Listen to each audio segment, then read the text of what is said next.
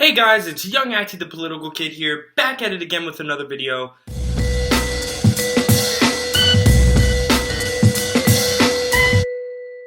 And we got an exciting one here today, folks. There's been a lot of talk going on about the issue going on in Afghanistan, and I kind of wanted to bring light to the situation. I know a lot of you guys have been hitting me up on Snapchat, both Democrat and Republicans, just kind of throwing a bunch of things at me, so I kind of wanted to go over this and clear the air a little bit. So first, what I want to get into before we talk about, what's going on now with the Taliban taking over Kabul and, actually gaining power again in the region and actually becoming Talibanistan instead of Afghanistan. I wanted to kind of go back to how this kind of all started. So in the 90s, when the Taliban was first created, the U.S. was actually not impartial to them. Like, we didn't really give a fuck. Like, we were actually, Bill Clinton was trying to negotiate with the Taliban to install an oil pipeline in the area, and they weren't very receptive to that. They were too busy focused on other stuff, so they didn't really reach out, and there was no real agreement there. And then 9/11 happens. So 9/11 happened by Al-Qaeda. Al-Qaeda was said to have been based in Afghanistan and have been helped by the Taliban, and that's not true. That wasn't true even when Bush said it at the time, and he basically made up that lie in order to find a way to start a war in Afghanistan and Iraq. That was really had nothing to do with those two countries. The Taliban, yes, had housed Al-Qaeda afterwards, but they previously were very open to counter-terrorist efforts. And there were definitely other ways to have tackled the issue rather than to just have dumped troops in the ground and started a war there. So basically, ultimately, the reason why we were so interested in starting a war with the Taliban was because we wanted access to that region and the natural resources and oils that were in Afghanistan and Iraq, and the access they had to their surrounding neighbors and those countries like Sudan and all those areas that they wanted access to. So essentially, they went in there, started a war. We're going to beat back the Taliban and prop up their own government. And we find out in 2019 is when I first saw it. I don't know when that exactly came out, but the Afghanistan papers came out. Basically, generals and officials, both in Afghanistan and here in the U.S., had already acknowledged that this was an unwinnable war. We cannot defeat the Taliban right now. Like, unless we were to put definitely more troops in the ground, and essentially like wreak havoc upon the whole region, it was an unwinnable war, and we just couldn't do it. And Obama knew about that before, in 2011, committing a resurgence to those areas, putting 70,000 of U.S. troops back in Afghanistan, knowing that it was an unwinnable war. But we continued. Why? Because the military-industrial complex, we had big defense contractors that were getting the bulk of the budget, and it was benefiting the economy and helping people that held the ropes to the people at the top's neck, and they were profiting. So they were like, let's just continue. Even since 2011, after the resurgence, you see year after year, we see troops being slowly taken out of Afghanistan because we knew it was we couldn't do nothing with it. We were stuck. We couldn't do nothing with that. So not only should we never have gone in there in the first place, but also we knew that our efforts there were futile, and that we just continued pressuring on for the different defense contractors and oil rigs that were benefiting from this endless war, because war does do great for U.S. economy. It's why we seem to always be in one. It's just something that we like to see, and it brings a lot of money. So we continued the war even though we knew that it was unwinnable. Now, Trump had said even in the beginning of his campaign in 2016 that he was all for ending the endless wars, as he put it. And that was a big part of his campaign. He didn't pull through until 2020. Why? Because it's a lot easier to pass it on, He didn't want to deal with the pushback that he knew would happen after pulling troops out of Afghanistan. Whether or not it happened in 2010 or 2056, what's happening right now with the Taliban taking over Afghanistan again would have happened no matter what. No matter how long we stayed in there longer, no matter when we pulled out. It was just an inevitable. Okay? And the reasons were, one, we didn't do a great job training Afghanistan troops, and we did not do a great job funding them. They said it was around like 300,000 or so troops that they had in Afghanistan. That was completely false, and they basically made that up in order to make it seem like there was more of a stronghold in Afghanistan, and Biden didn't want to seem like Afghanistan was bound to fall to the Taliban, so they propped that up. The Afghanistan government really could only account for around 200,000 actual soldiers. So we weren't doing enough in the first place, one, and we didn't want to do any more than we were doing.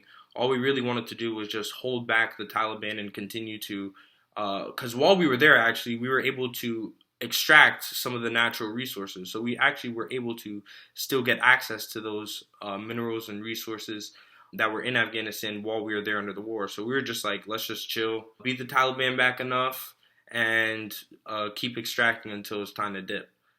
Two, the fake Afghan government that we had propped up was completely overrun by corruption. I mean, there were even times, there were reports, so after we started to retreat from the countryside in Afghanistan, and we were like, fuck this, like, we're getting fucked up here. We're getting killed by the hundreds, so, like, we gotta dip. We're just getting bombarded. And they went back to, like, base strongholds. The next best thing, because their focus was training Afghanistan soldiers now so they can go out there and die. So the next best thing that killed American soldiers was insurgency in the army. There would be people, sometimes not even associated with the Taliban, just people that did not like the U.S. overtake of Afghanistan and U.S. soldiers occupying the area. They would come into the military, under the Afghanistan government. They would get first access to the weapons, like an AK-47. Then they would turn around and they just shoot the officials that are training them. So Americans were dying that way. It was a fake, propped up government with plenty of corruption that didn't have widespread support. Yes, it was, like, I guess, nominally better than the Taliban. Like, urban development was up.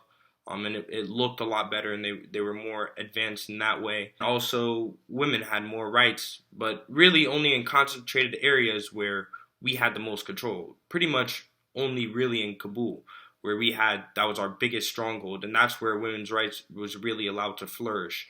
But outside of those areas, especially in the countryside in Afghanistan, nothing had really changed for women.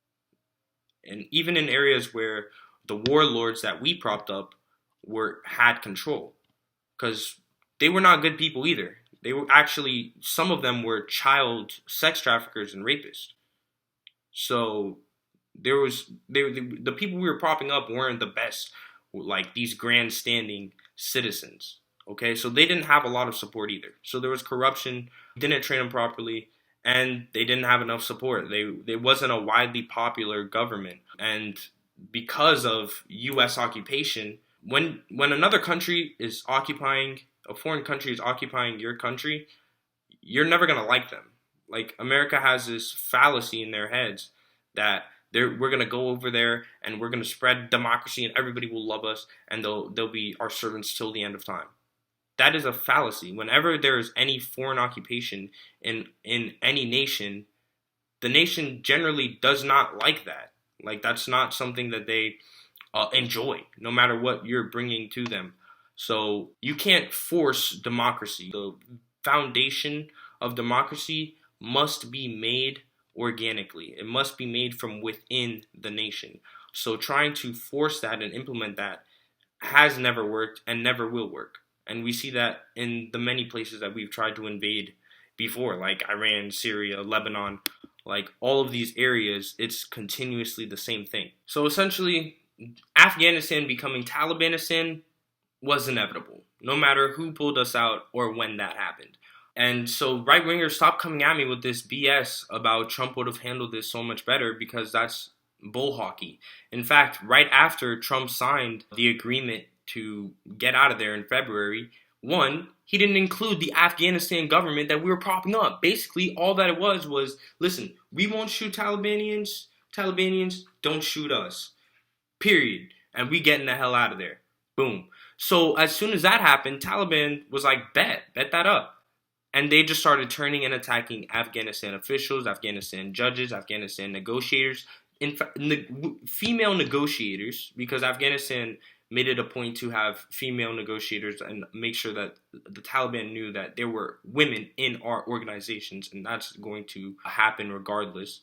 So female negotiators, there were a few that had been shot at a couple weeks before they started negotiations. So she literally showed up to negotiations with a cast, having negotiations with the person that shot them. Not to mention, Trump never handled that area correctly. Yes, he did pull troops out, but with the amount of drone strikes that he had increased from Obama, who was already freaking terrible on that, there was a 330% increase in the amount of civilian deaths from drone strikes under Trump's reign. So don't come at me acting like Trump would have been the savior of Afghanistan. Okay, that's just not realistic. So this analogy is, I think, perfectly encapsulating of the situation in Afghanistan. It's basically like when you have a bully in middle school and you try to bring your mom with you to school every day. Now, your mom has other shit to do. Like, she has to go to work, maintain the house even if she doesn't work, make sure it's clean and that, there's order. So there's a lot of other shit to do. Your mom can't just sit there and fucking walk you to school every day and sit with you in every class. And eventually, the bully is going to still be there when your mom leaves. So just having your mom there, unless you want your mom there for the rest of your fucking life, is a dumbass fucking trying way to fix this type of situation. You either stand up to the bully, or you give that nigga your lunch money. Essentially, what our only option was to leave or to stay there forever. And if you want to say stay there forever, I just disagree with you. I think that it doesn't make sense to stay in a futile war and spend billions and billions of dollars in a war that we know we're not going to win, and have to try and stay over there forever to prop up this fake government and take away from the things going on here, like the 45,000 people a year that die from not having access to healthcare. There's 78% of people that are living paycheck to paycheck, not helping those people because of crap going on in Afghanistan that we never should have been involved with in the first place. I completely disagree. Okay? We spent $90 billion last year funding Afghanistan, trying to train these troops, give them equipment, weapons, yada, yada, yada. Where's that money at now? It's to the Taliban. The Taliban has it. They have access to all the weapons, the equipment. The Afghanistan officials just dipped. They didn't even try to fight or hold back. The Taliban took over Afghanistan in like a week. Giving people free college for all, that's estimated to be around 60 to 80 billion. So in the amount of money that we spent on this bullshit war, we could have been giving people free college. Just let that settle for a second. So now that we've been over the history, how Afghanistan was going to fall inevitably, and how stupid of an idea it is to try and stay in there forever, knowing there's really no other solutions, what's going to happen now? I think this is where I have my disagreements with a lot of people on the left, because I don't think that we should be ignorant in the fact that the Taliban is a fundamentalist group that is very extreme and not good for Afghanistan citizens. Now, just because the Afghanistan government doesn't have the same support doesn't mean that they were not better. So yeah, there's going to be a lot of crap going down in Afghanistan. It sucks, and I'm sorry for the people, but I think our role next should be to allow as many people into this country and allow as many refugees here after we basically fuck them over and give them a chance to start anew in our country. And I think that's the next best step. I don't think going back and trying to fight the Taliban again is a good option. Mostly because the Taliban is not, and I'm not worried about the Taliban being a terrorist state, because they have, actually in their base, they are not a world domination group. They're literally a regional nationalist group that just wants to run Afghanistan again. And that's literally their whole entire efforts. They've actually helped us with fighting ISIS, and probably killed more people than us with fighting ISIS. So they're not for world domination in that way. So I'm not really worried about those efforts. And second, they've actually made agreements with Trump. They made agreements to help the U.S. with counter-terrorist efforts and vowed to never allow Afghanistan to be a terrorist state or house terrorist organizations again. And they've also made different concessions on women's rights. There isn't a real outlook right now. They don't have a set of rights or a bill or anything concrete, but they have stated themselves that they will encourage women in government and will allow other Afghanistan officials from our fake propped up government that we put in there back into their system, so they'll give them seats, which is really the best that we could have hoped for. Now, although there's no reason to really trust the Taliban's word and their promises to actually implement all of those more progressive ideals, their biggest thing on their agenda right now is gaining respect and recognition internationally.